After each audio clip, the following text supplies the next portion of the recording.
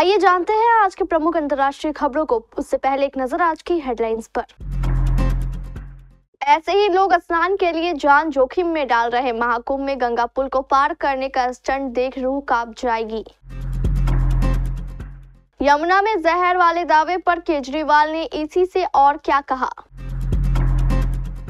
Delhi NCR में तूफान के साथ होगी बारिश, दिल्लीवासी हो जाए सावधान। सरकार गठन में सफलता की कुंजी है 40% से अधिक वोट, बताते हैं 3 दशक के नतीजे। महाकुंभ जाने वाले ध्यान दे, अब प्रयागराज की ये ट्रेनें हुई रद्द। बशर अल असद के बाद अब अहमद अल शरा बने सीरिया के अंतरिम राष्ट्रपति। उत्तरी गाजा में लौटे 3,76,000 लोग जंग की वजह से हो गए थे विस्थापित।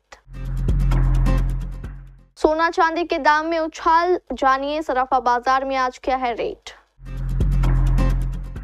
अक्षय के करियर की हिट फिल्म साबित हो गई स्काई फोर्स, छठे दिन भी की शानदार कमाई।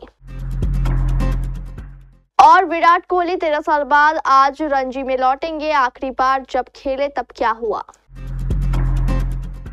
प्रयागराज महाकुंभ मेला में मौनी अमावस्या पर दर्दनाक हादसा हो गया। देर रात भगदड़ में 25 लोगों की मृत्यु हो गई और करीब 60 लोग घायल हो गए। श्रद्धालुओं की सुरक्षा के लिए शासन और प्रशासन ने व्यवस्था को और दुरुस्त कर दिया, लेकिन कुछ ऐसे उत्साही हैं जो अपनी जान जोखिम में डालने से भी नहीं हिचक रहे। सोशल मीडिया पर एक वीडियो शेयर हुआ है जिसमें एक शख्स संगम क्षेत्र के ऊपर बने पुल की रेलिंग से लटक कर उसके किनारे पर पैर रख कर आगे बढ़ रहा है। पुल पर श्रद्धालु ठसाठस भरे हैं, लेकिन युवक की यह हरकत उसकी जान ले सकती है। युवक को ऐसा करते देख पुल के नीचे और ऊपर से चिल्लाने लगे लोग।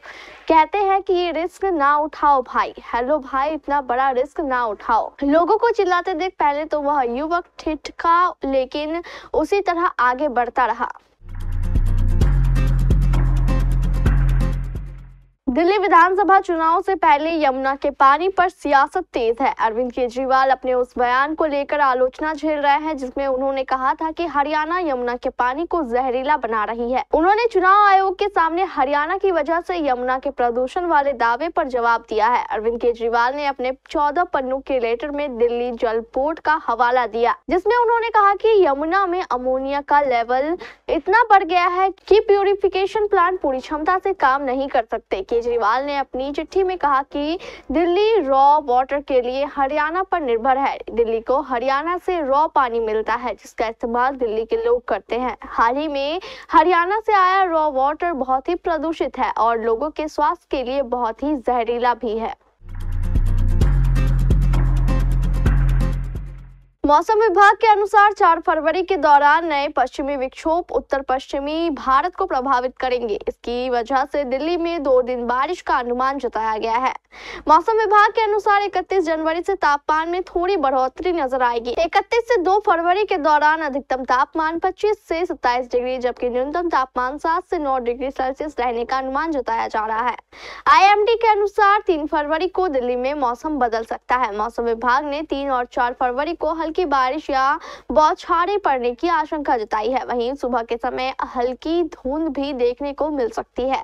3 फरवरी की शाम के समय गरज चमक के साथ हल्की बारिश का अनुमान है। इस दौरान 18 से 20 किलोमीटर प्रति घंटे की रफ्तार से हवा चलेगी।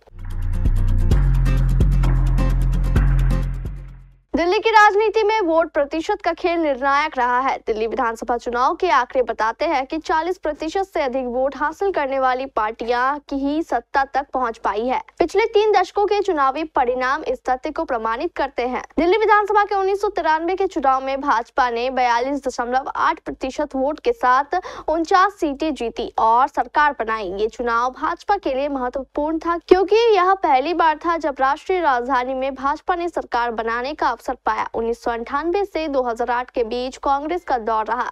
1998 में कांग्रेस ने 47.8% वोट और 52 सीटें जीतकर सत्ता में एंट्री की। इसके बाद 2003 में कांग्रेस ने 88.1% वोट और 47 सीटें जीती। 2008 के चुनाव में कांग्रेस को 40.3% वोट और 43 सीटों के साथ लगातार तीसरी बार सरकार बनाने का मौका मिला। यूपी के प्रयागराज में आयोजित महाकुंभ 2025 में आस्था की डुबकी लगाने वालों की संख्या दिनों दिन बढ़ रही है। देश के विभिन्न हिस्सों से लोग ट्रेन, बस व निजी गाड़ियों से प्रयागराज पहुंच रहे हैं। रेलवे की ओर से कई स्पेशल ट्रेनों का भी संचालन किया जा रहा है, लेकिन झारखंड बिहार के श्रद्धालुओं के लिए एक महत्वपूर्ण खबर है।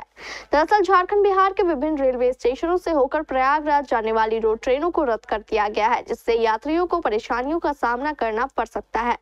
आसनसोल रेल मंडल की ओर से प्रेस विज्ञप्ति जारी कर बताया गया है कि झारखंड बिहार होते हुए प्रयागराज के रास्ते चलने वाली हावड़ा जोधपुर और हावड़ा बीकानेर सुपरफास्ट एक्सप्रेस को अलग अलग तिथि में एक एक दिन के लिए रद्द किया गया है। ये ट्रेनें झारखंड के धनबाद, पारसनाथ, कोडरमा और बिहार के गया, अनुग्रह, नारायण रोड, टेहरी, आनसोन, सासाराम, बबुआ रोड स्टेशन पर रुकते हुए चलती है। ऐसे में इन ट्रेनों में टिकट बुक करा चुके लोगों को सफर के लिए वैकल्पिक व्यवस्था के बारे में सोचना होगा। खासकर प्रयागराज में लगे कुंभ में जाने वालों को नए सिरे से यात्रा की योजना बनानी होगी। सीरिया में 50 वर्षों के असद शासन का अंत हो चुका है। बुधवार 29 जनवरी को अहमद अल शरा को देश का अंतरिम राष्ट्रपति नियुक्त किया गया और उन्हें विधायिका बनाने का दायित्व सौंपा गया। ये फैसला उस वक्त आया जब इस्लामी विद्रोही गठबंधन हयात तहरीर अल शाम के नेतृत्व में विद्रोहियों ने 8 दिसंबर को बशर अल असद को सत्ता से बेदखल कर दिया। सीरिया की राज्य समाचार एजेंसी सना के मुताबिक सैन्य अधिकारी हसन अब्देल गनी ने घोषणा की है कि अहमद अल शरा देश में अंतरिम राष्ट्रपति के तौर पर काम करेंगे और अंतर्राष्ट्रीय मंचों पर सीरिया का प्रतिनिधित्व करेंगे। बता दें कि अहमद अल शरा के सत्ता में आने के बाद देश में 2012 के संविधान को निलंबित कर दिया गया है। इसके अलावा असद सरकार की संसद को भंग कर दिया गया है। नई अस्थायी विधान परिषद का गठन किया जाएगा। शरा ने कहा कि उनकी प्राथमिकता देश में शांति स्थापित करना, संस्थानों का पुनर्निर्माण करना और एक स्थिर अर्थव्यवस्था का निर्माण करना होगा।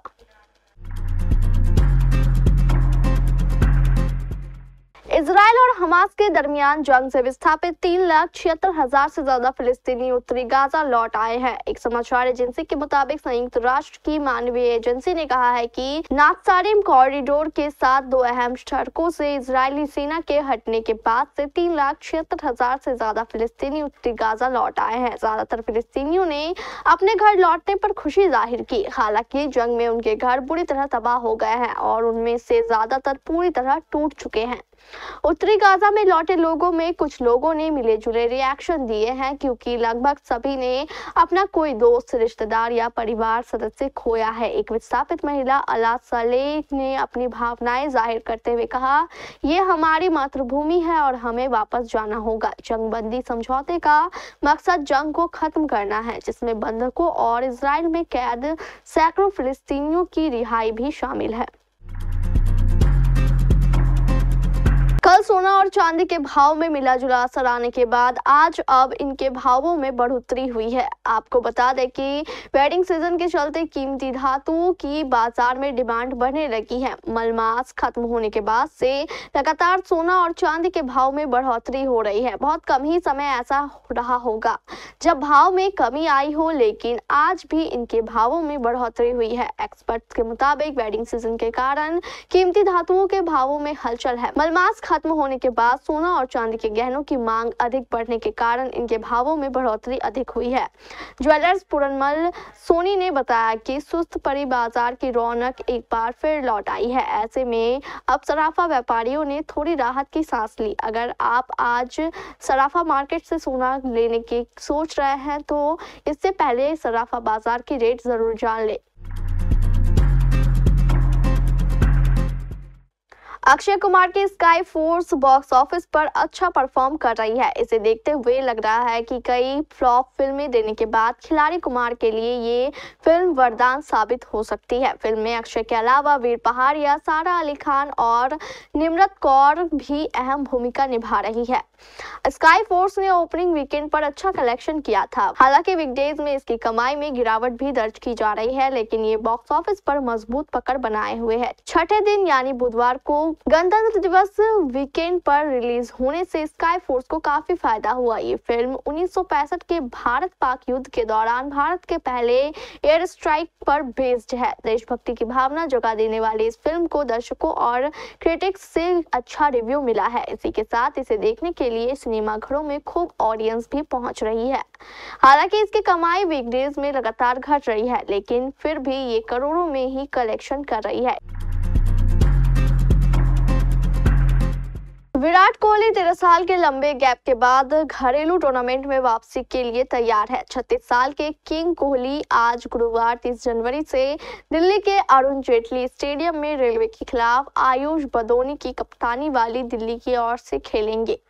कोहली गर्दन की चोट के कारण सौराष्ट्र के खिलाफ राजकोट में दिल्ली के मैच में नहीं खेल पाए थे। दिल्ली रवाना होने से पहले कोहली ने मुंबई में पूर्व भारतीय बल्लेबाज कोच संजय बांकर के साथ ट्रेनिंग की, जिसमें उन्होंने विशेष रूप से शॉर्ट पिच गेंदों को खेलने पर ध्यान केंद्रित किया। वहीं अरुण जेटली स्टेडियम में भी जब किंग कोहली प्रैक्टिस करने के लिए पहुंचे तो दिल्ली की टीम भी जोश में नजर आई। 30 जनवरी से दर्शकों के मुफ्त प्रवेश के लिए 2 अतिरिक्त स्टैंड खोल दिए जाएंगे।